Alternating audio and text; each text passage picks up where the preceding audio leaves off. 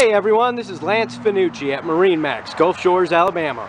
We're here today to talk about the Grady-White Freedom 275. This boat's 27 feet long, 8 feet 6 inches across, and twin 200 Yamahas on the back. Let's climb aboard and take a look at a couple of the features of the boat. For over 60 years, Grady-White has been overbuilding their boats. Perfection is the norm at Grady, and this 275 Freedom is no exception. Taking a look at the boat itself, we can see the electromechanical seat on the passenger side that extends all the way back to the retractable rear transom seat that goes up for when you need a little more room for fishing around the back of the boat. We also have the wet bar over on the side with drawers for tackle and other storage. There is a sink underneath and also a freshwater system under the bar as well.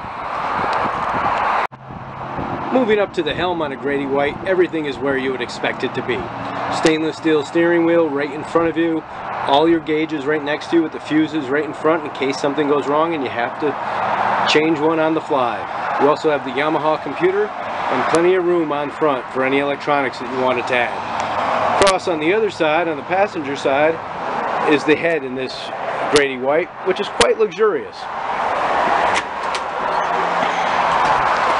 Plenty of space for even some of the biggest people. And in the back there, not sure if you can see it, but this boat itself does come with all of the isinglass. So if you wanted to, you can winterize it for the perfect ride. Moving up to the bow. While the cushions are not here for the video, I wanted you to be able to see the large ice chest that's on the side.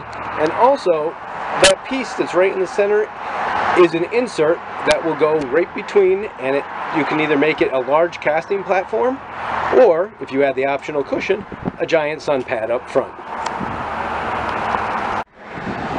Grady-White, perfection on the water. Stop by MarineMax Gulf Shores, ask for Lance, and let's take a look at this one. Have a great day, and we'll see you soon.